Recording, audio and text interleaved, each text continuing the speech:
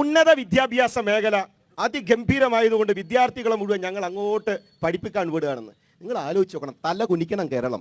വൃദ്ധസദനമാക്കി മാറ്റിയാണ് കേരളത്തിലെ കുട്ടികൾ. +2 കഴിഞ്ഞാൽ എല്ലാവരും അങ്ങ് കാനഡയിലേക്കും ഓസ്ട്രേലിയയിലേക്കും എല്ലായിടത്തേക്കും പോയി പഠിക്കേണ്ടി വന്നത് ഉന്നത വിദ്യാഭ്യാസ മേഖലകളിൽ കഴിവുകെട്ട മന്ത്രിമാർ ഇടതുപക്ഷത്തുണ്ടായതുകൊണ്ടാണ്.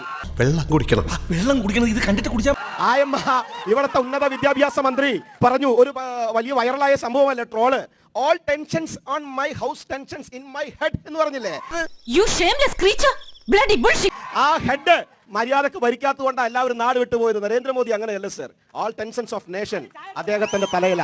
അത് കൃത്യമായി അദ്ദേഹം നടപ്പിലാക്കുന്നത് കൊണ്ടാണ് ഈ രാജ്യം വികസനത്തിന്റെ പാതയിലേക്ക് വരുന്നത്. 2, അങ്ങ് പറഞ്ഞു മഹാഭാരതത്തെ കുറിച്ച് നേരത്തെ പറഞ്ഞതിന് മറുപടി പറഞ്ഞിട്ടുണ്ടായില്ല. മഹാഭാരതവും രാമായണമൊക്കെ വിശ്വസിക്കുന്നവന്റെ വോട്ട് വേണ്ടെന്നൊന്ന് പറയാനുള്ള നട്ടല് കാണിക്കുന്നേ. അതിൽ അംഗീകാരം പറ. അവിടെ എത്തിയപ്പോ ഒന്ന് സ്കിപ്പ് ചെയ്തു പോയല്ലോ.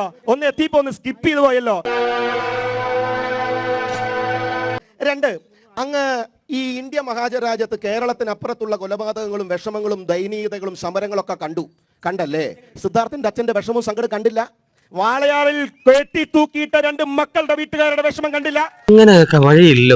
വണ്ടിപ്പെരിയാറിലെ കുട്ടിയുടെ വിഷമം കണ്ടില്ല? ആലപ്പുഴയിൽ ഒളിക്യാമറ കച്ചവടക്കാരുടെ പ്രശ്നം നിങ്ങൾ കണ്ടില്ല? ഈ സെക്രട്ടേറിയറ്റിന് മുമ്പിൽ കിടക്കുന്ന PSC വിദ്യാർത്ഥികളുടെ പ്രശ്നം നിങ്ങൾ കണ്ടില്ല? നിങ്ങൾക്ക് കാണാൻ പറ്റൂല. ഇങ്ങനെ വാഹിനി നോക്കി ഇരിപ്പല്ലേ, അപ്പൊ നിങ്ങൾക്ക് കാണാൻ പറ്റില്ല.